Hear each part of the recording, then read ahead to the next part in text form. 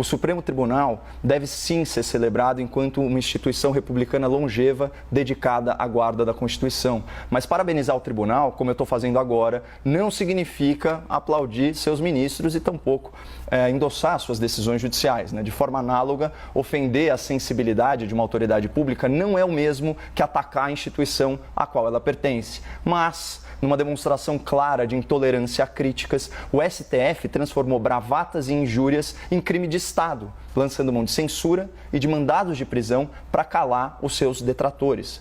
Acontece que os ministros não são o tribunal, eles apenas estão no tribunal. E alguns deles, como jabutis numa árvore, chegaram lá confirmando aquela máxima muito espirituosa atribuída a Margaret Thatcher. A democracia não é um sistema feito para garantir que os melhores sejam escolhidos, mas para impedir que os piores fiquem lá para sempre. O problema é que no caso do STF, os piores podem ficar lá por muito tempo. O senhor Gilmar Mendes, por exemplo, só terá sua aposentadoria compulsória em 2030.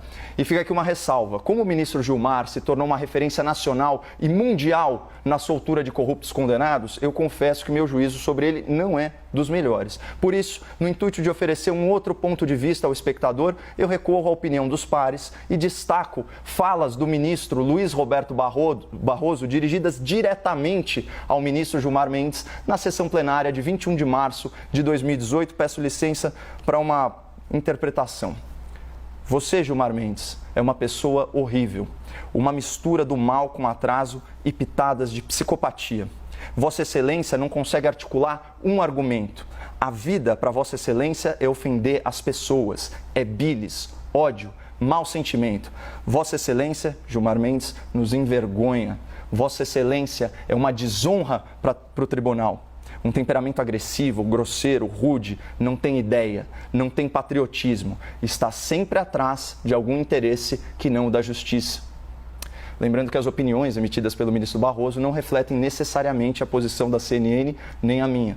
Mas a julgar por esse franco desabafo do ministro, nós podemos inferir que o Supremo Tribunal Federal não é mais um ambiente de excelência, mas sim um ambiente das excelências. E por sinal, esse pronome, Vossa Excelência, tornou-se uma mera formalidade de tratamento que não reflete a envergadura moral, muito menos brilhantismo intelectual. Quais as obras jurídicas de relevo produzidas pelo senhor Cássio Nunes? Qual que é o resultado das tentativas do senhor Dias Toffoli em ingressar na magistratura por concurso público? Onde que está a exigência constitucional do tal notável saber jurídico? Teve o mesmo destino que a expressão Vossa Excelência. Virou uma questão protocolar, num colegiado que está desmoralizado. O desprestígio do STF é tão evidente que um desses advogados criminais, fanfarrões e milionários, se sentiu à vontade para ir ao tribunal vestindo bermuda e camiseta. E ainda fez pose ao ser fotografado.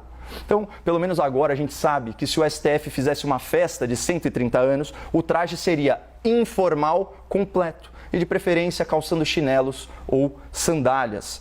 O atual presidente do tribunal, o ministro Luiz Fux, ele publicou uma nota sobre o aniversário da corte, afirmando que o tribunal é um vetor positivo de segurança jurídica e de proteção das liberdades humanas e garantias fundamentais. De que tribunal o senhor está falando, ministro? Segurança jurídica? Desde 2009, o STF mudou 3 vezes de opinião sobre a prisão após julgamento de segunda instância. E o atual entendimento só faz estimular a impunidade.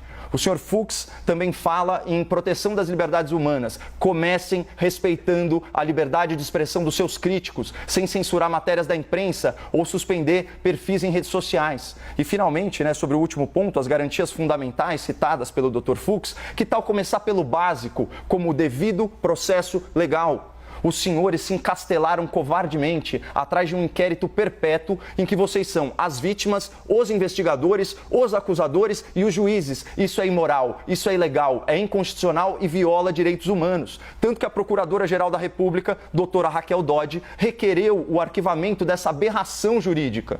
Eu louvo o esforço vão do presidente Fux em zelar pela imagem da sua corte, mas o conteúdo de certas decisões judiciais dos seus colegas, sempre em benefício da bandidagem engravatada, fazem a população ecoar aquele desencanto manifestado por Rui Barbosa. Esse sim, um grande jurista e defensor do Supremo Tribunal Federal. Leio para vocês: de tanto ver triunfar as nulidades, de tanto ver prosperar a desonra, de tanto ver crescer a injustiça, de tanto ver agigantarem-se os poderes nas mãos dos maus, o homem chega a desanimar-se da virtude, a rir-se da honra e a ter vergonha de ser honesto.